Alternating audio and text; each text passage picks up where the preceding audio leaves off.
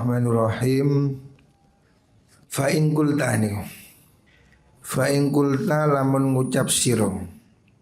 Fa kullu adatin mongko utawi saben-saben wilangan iku makhsurun bisa den itung fi ilmillahi ing dalem ilmune Gusti Allah. Fama mongko iku apa? Haddul mahsuri utawi batasane perkara kang bisa den itung. Kemarin kan sudah disebutkan kalau sesuatu yang haram berkumpul dengan bilangan yang tidak terbatas, maka tidak bisa mengharamkan sesuatu. Seperti ya uang riba. Di dunia ini setiap zaman selalu ada uang riba. Akan tetapi prosentasenya pasti lebih sedikit daripada uang yang halal. Makanya uang yang beredar ini tidak bisa dihukumi haram. Sekarang kalau dikatakan batasannya maksur, terbilang itu apa? Karena Allah itu kan semuanya bisa dihitung bagi Allah. Walau arada lamun ngarepaken sapa al insanu menungso ayah surah ing yen to ngitung sapa insan ahla baladin ing ahli negara. Kalau orang mau ngitung sensus penduduk negara juga ketemu. Laqadara yakti kuwasa sapa man alaihi ing atase mengkono hasru aidan halimane intamakana lamun kau yang sebuah wong minhu saking mengkono hasru niku. Kalau ada orang mempermasalahkan terbatas dan tidak terbatas itu bedanya apa? Karena sebanyak apapun toh juga masih bisa dihitung. Jawabannya fa'lam mongko weruh sira.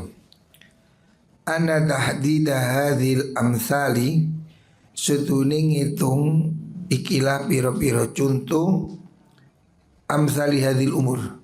Contone ikilah piro-piro perkara iku ghairu mungkinin orang mungkin. Secara zahir itu sulit ya, walaupun mungkin bisa tapi sangat sulit. Wa inna ma yudbatu angin pestine bisa den pelanggeri bisa diberi batasan apa mengkono maksur bitakribi kelawan kira-kira ya pendekatan ya perkiraan. Fanaqulu mongko ngucap kita kullu adatin utawi sekabehane wilangan. Lawi tawa alamun kumpul sapa kullu adatin ala sa'idin ing atase panggonan sa'id panggonan dhuwur wahidin kang siji di sebuah tanah lapangan la asura yang tidak diangel ala nadhiri ing atase wong kang ningali apa adatuhum ngitung mengkono istimak niku nas bimujaradin nadri kelawan muhung ningali sesuatu dianggap banyak itu seandainya dikumpulkan sulit untuk dihitung dengan secara selintas. Contohnya kal alfi kaya 1000 wal alfaini lan 2000 fahuwa mongkau tahi mengkono kullu adadin niku asura adaduhum iku ghairu mahsurin kang ora terhitung. Wa mau te perkara sahula kang dadi gampang apa mah. Contone kal asrati kaya 10 wal isrina lan 20 fahuwa mongko tema iku mahsurun bisa den itung. Wa bainat tarafaini lan iku antarane arah loro ausatun ta pira-pira tengah-tengah mutasyabihatun kang serupa. Talhaku kang tetemu apa mengkono ausat bi ahadit tarafaini kalawan salah suci ni arah luru maksudnya qalil dan kathir bidzonni kalawan penyono. Wa maudhi perkara waku akang tumibo apa asyaku kemamangan fi dalam ma ya istafta mongko amri fatwa bertanya amri fatwa sapa man qalbahu ing atine man. Jadi Imam Ghazali mendefinisikan banyak dan sedikit itu pokoknya sesuatu yang sulit dihitung dalam sekejap. 1.000, 2.000 itu banyak. Artinya tidak terhitung. Tapi kalau 10, 20 itu berarti terhitung. Sesuatu yang masih bisa dihitung kalau bercampur sesama bisa dihitung, maka itu saknya menjadi kuat. 5 perempuan mahram dengan 10 ghairu mahram, itu kan bisa dihitung. Dalam kasus seperti itu, kalau tidak bisa dibedakan semuanya haram karena syubhatnya kuat. Tapi kalau 5 orang mahram dicampur dengan 1.000, 2.000 ghairu mahram, itu sulit. Kalau memang tidak dikenali, tidak dilarang. Dia boleh memilih satu dari 2.000 itu. Kalau dia ragu-ragu, ini sedikit atau banyak, dikembalikan kepada hati nurani. Fa innal isma sutuni dosa iku khizarul qalbi. Fa innal isma sutuni dosa iku khizarul qulubi. Iku khizarul qulubi, khizazul qulubi nggih. Fa innal isma setuhuni dosa iku khizazul qulubi, gonjang ganjingi hati. Artinya sesuatu yang dosa itu pasti di hati menimbulkan keraguan. Sesuatu yang halal itu pasti menimbulkan rasa tenang. Sesuatu itu kalau di hati nggak kerasa nyaman, berarti itu haram. Jadi makanya Rasulullah SAW mengatakan, waktu beliau ditanya apa bedanya kebaikan dan kejelekan atau dosa, Nabi mengatakan al-birru matma'anna ilaihil qalbu. Kebaikan itu sesuatu yang membuat hatimu tenang. Wal ismu mahaka fi sodrik. Dosa itu sesuatu yang di hatimu menimbulkan keraguan. Ini hati nurani yang normal ya, hati nurani orang yang waras. Orang yang hatinya itu waras, normal, berbuat jelek itu pasti merasa bersalah, merasa tidak tenang, merasa menyesal. Hati yang benar loh ya. Lain hati yang sudah hancur, hati yang sudah kotor ya, berbuat jahat pun senang. Itu bukan ukuran hati nurani orang normal. Fitrah manusia itu aslinya itu baik ya. Manusia ini aslinya baik, fitrahnya baik. Kalau ada orang itu menjadi tidak baik, itu berarti karena pengaruh-pengaruh yang lain. Orang itu aslinya, nuraninya itu benar ya. Makanya Nabi mengatakan kullu mauludin yuladu alal fitrah. Setiap bayi lahir itu fitrah ya. Aslinya orang itu berbuat baik itu artinya kerasa tenang. Kucing aja loh, kucing kamu kasih bandeng, mangannya enak tenang. Tapi kalau dia nyolong kayak mejo, no uang langsung diketek menjelat. Dia tahu kalau itu bandeng haram, makanya dia ketahuan menjelat. Kalau dia nyolong, kucing nyolong bandeng, ketemuan kan belum wayu. Tapi kalau kucing diberi, ya tenang, ayam makannya tenang. Kucing aja tahu bandeng halal dan bandeng haram. Manusia itu kalau hatinya bersih, itu pasti bisa mengenali, oh ini halal, ini haram. Artinya kalau terjadi keraguan, kembalikan ke hati nurani. Kalau hati nuranimu mengatakan itu baik, ya berarti itu baik ya. Wa min misri hadal maqami, lan ing dalam padani ikilah maqam ya, kalau terjadi keraguan. Qala dawu sapa Rasulullah sallallahu alaihi wasallam liwa bisota maring sahabat Wabisah bin Ma'bad ya. Ada seorang sahabat namanya Wabisah bin Ma'bad. Nabi mengatakan istafti qalbak. Istafti jalu fatwa. Jalu maksudnya bertanyalah kamu. Qalbaka ing ati sira. Bertanyalah pada hati nuranimu. Kalau sesuatu itu baik, hati nuranimu akan mengatakan itu baik.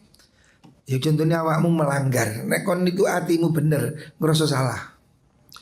Tapi kalau hatimu itu wis dablek, Ya gak rumongso, salah tidak rumongso, salah. Itu karena sudah hatinya kotor. Kalau hatinya itu benar, manusia ini kalau hatinya betul, dia pasti menyesal. Makanya Nabi mengatakan istafti qalbak, bertanyalah pada hati nuranimu.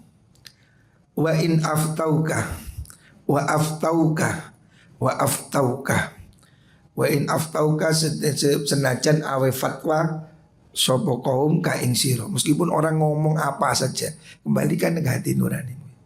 Dalam riwayat yang lain, wa in aftaukal muftun. Walaupun orang-orang mengatakan begini, kembalikan ke hati nuranimu ya. Hati nurani yang beres ya, hati nurani yang bersih. Kamu pasti bisa membedakan pendapat orang. Orang ini kan mesti ada tendensinya. Mungkin satu orang mengatakan itu baik, padahal itu jelek ya. Karena manusia ini ya kadang tidak objektif ya. Manusia ini seringkali sulit menjadi objektif. Kadang karena sungkan dia ngomong apik-apik, say.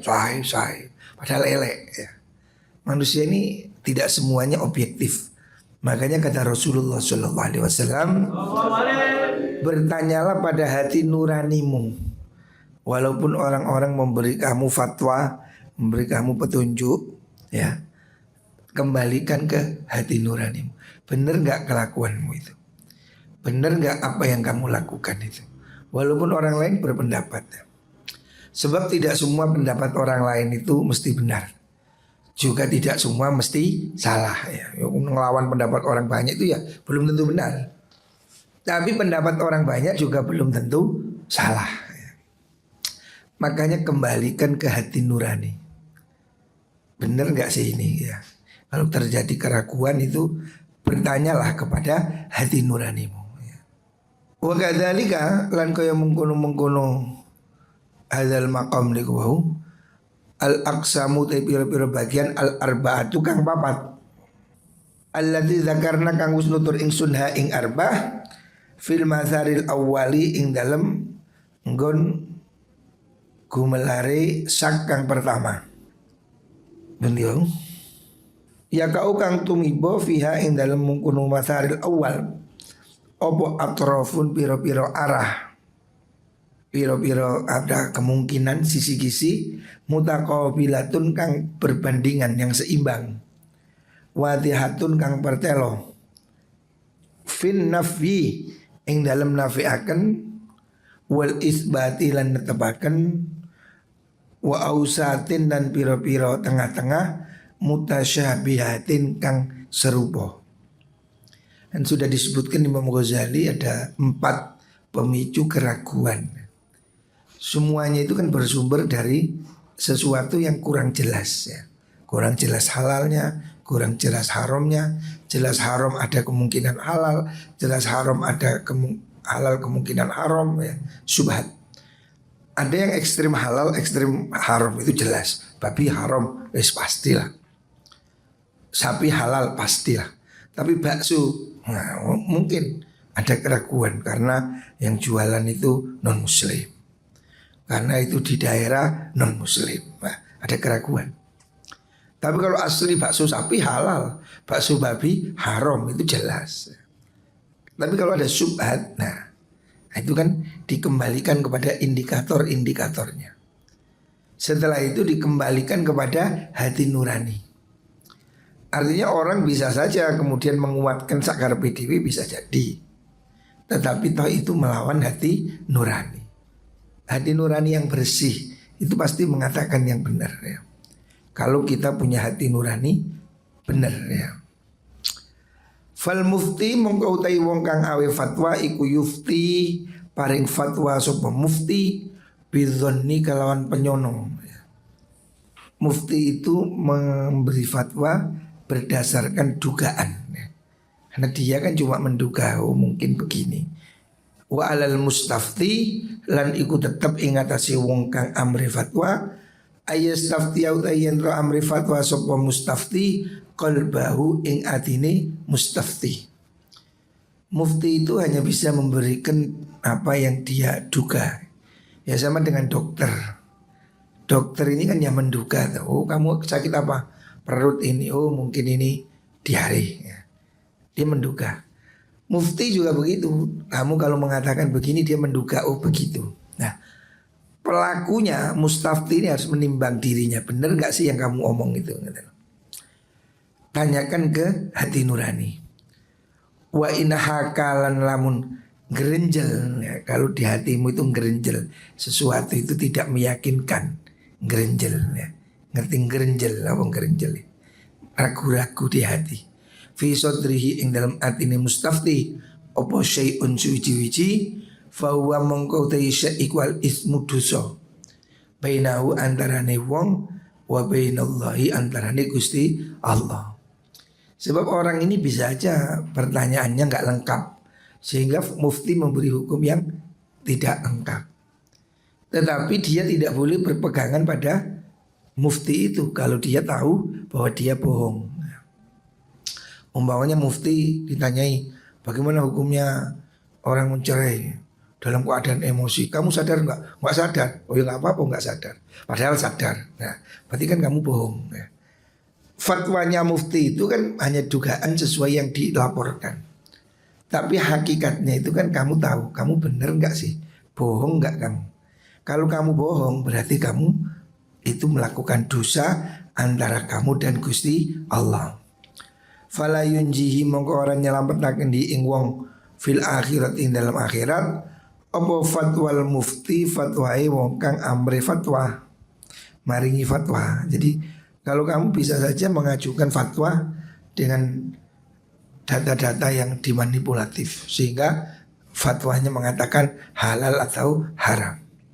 Umpamanya orang ini ya contoh hari ini mengajukan sertifikat halal. Kalau dia memalsukan bisa saja sehingga dihukumi halal. Tapi dia kan berdosa ya. Jadi fatwa mufti itu tidak mengikat.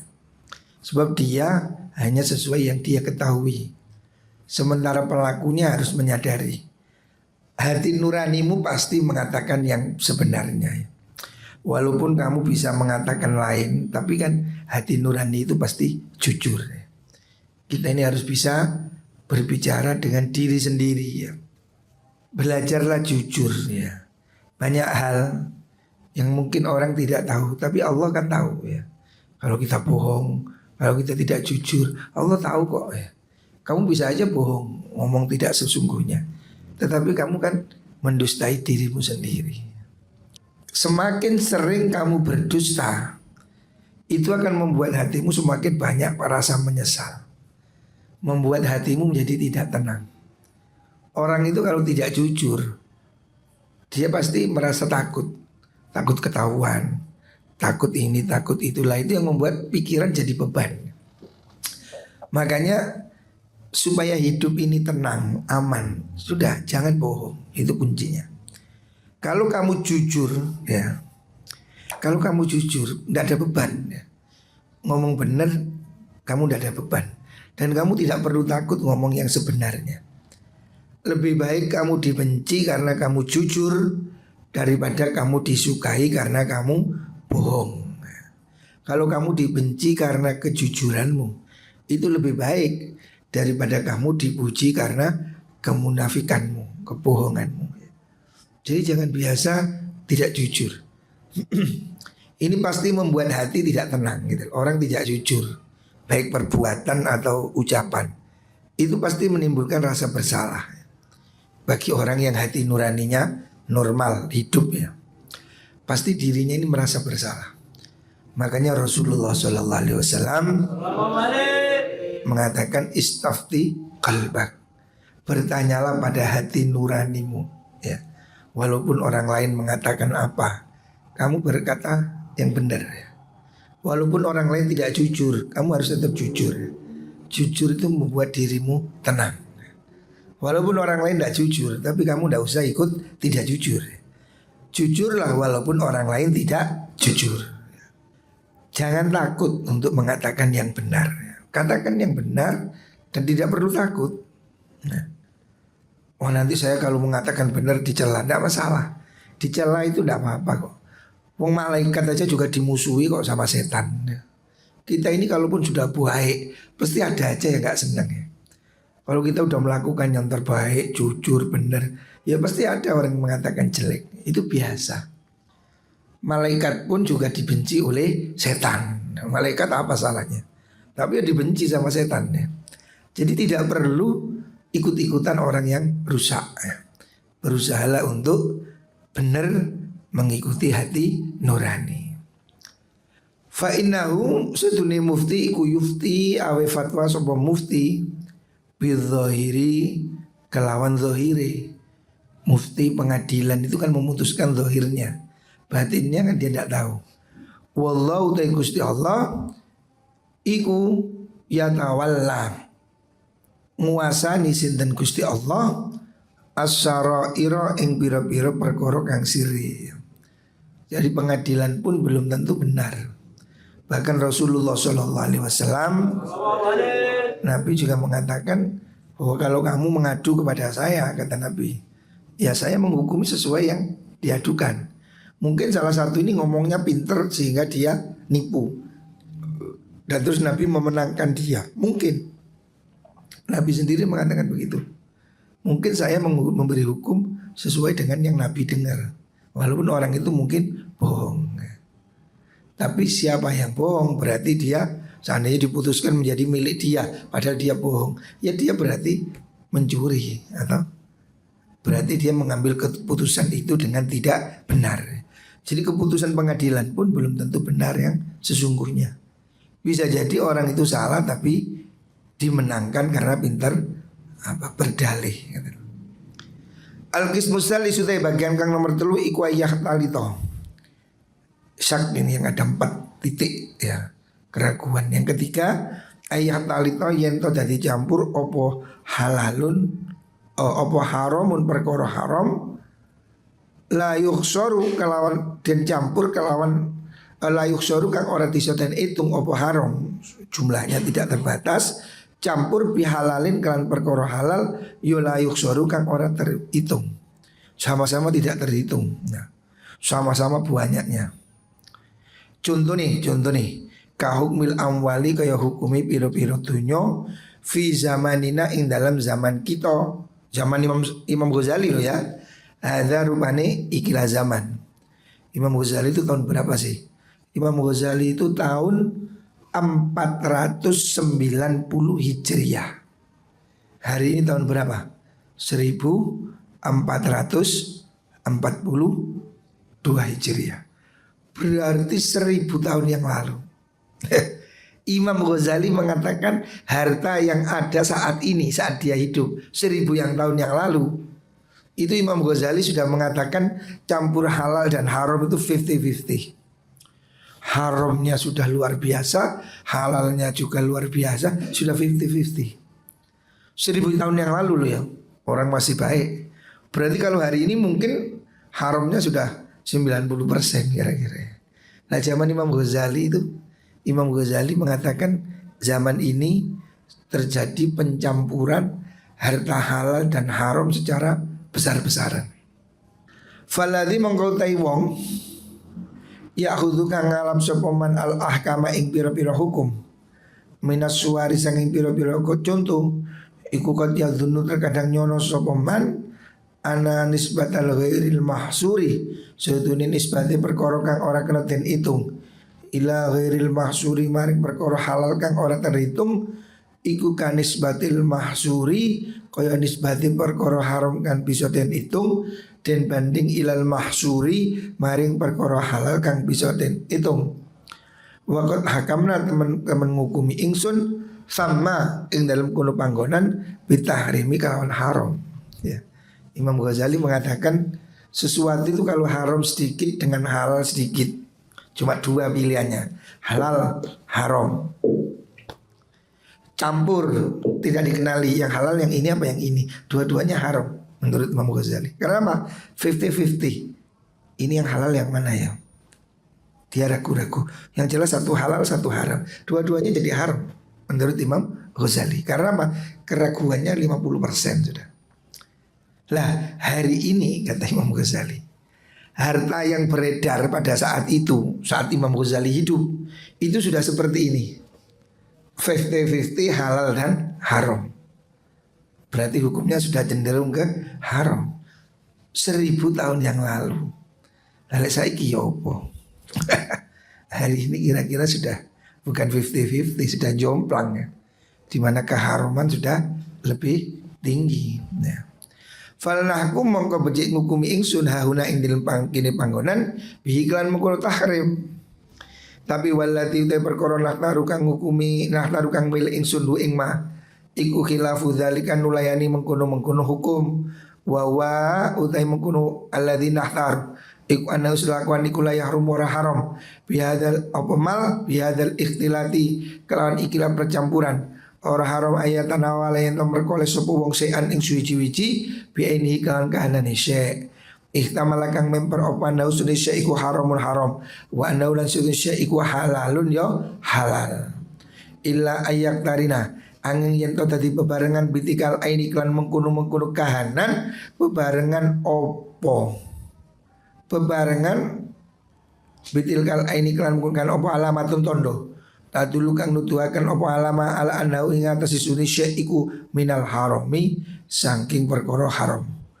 Wa illam yakun lamun ora ono iku fil aini dalam kahanan opo alamatun tetenger tadulu kang nuduhaken opo mengkono alamah anau sunisya iku minal harami saking haram fatarku monggo tinggal ma iku waraun sifat wirai wa akhdhu tinggal ma iku halalun halal la yafsuku kang ora fasek bi kalan mengkono syek akpo akluhu mangan mengkono ma. Maksudnya begini ya, Imam Ghazali ini menyadari bahwa hari ini saat itu loh ya, dunia ini sudah campur harta haram dan halal itu sudah 50-50 dan jumlahnya tidak terbatas. Kalau jumlahnya terbatas 50-50 kan haram. Ini sama ini haram apa ini halal, bingung. Dua-duanya kan diambil haram. Tapi ini sesuatu yang sangat besar bercampur dengan sesuatu lain yang sangat besar. Dan ini ekstrim, campur halal haram. Ya hari ini ya apalagi ya.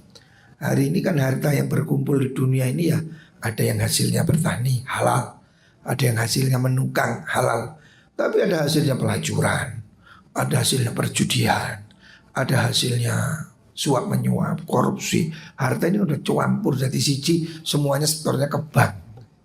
Wis tumplek udah ya. Sulit dibedakan mana yang halal, mana yang haram. Wong duwe kabeh setor runo, germo yo setor runo, kiai yo setor runo, koruptor yo setor runo, Pak Nani yo setor ke situ. Jadi duit hari ini sudah campur baur. Apakah ini semua dihukumi haram? Ya enggak. Karena kalau dihukumi haram, ya sulit kita hidup pakai apa? Oh memang dunia ini sudah riba, ini sudah menjadi gaya hidup. Bagaimana? Ya kita Imam Ghazali mengatakan itu tetap halal, tetapi menjauhi itu lebih hati-hati. Makanya seperti ayah saya dulu ya. Ayah saya dulu itu pernah jadi pegawai negeri, berhenti. Padahal ayah saya udah pegawai negeri, guru aliyah, berhenti. Ya karena ayah saya ngajinya kitab Ihya. Ayah saya merasa gajinya itu syubhat, makanya dia merasa berhenti. Jadi ayah saya tidak mau jadi pegawai negeri, berhenti dia. Karena dia meyakini itu ada syubhat. Walaupun tidak haram, tapi syubhat. Syubhat itu dijauhi lebih baik. Hari ini kalau dihukumi haram, waduh sulit lah. Pegawai negeri itu jutaan. Hidup dari mana dia? Ya. Makanya ya tidak bisa dihukumi haram, tetapi menjauhi itu lebih baik ya. Semoga-moga kita masih diberi harta yang halal.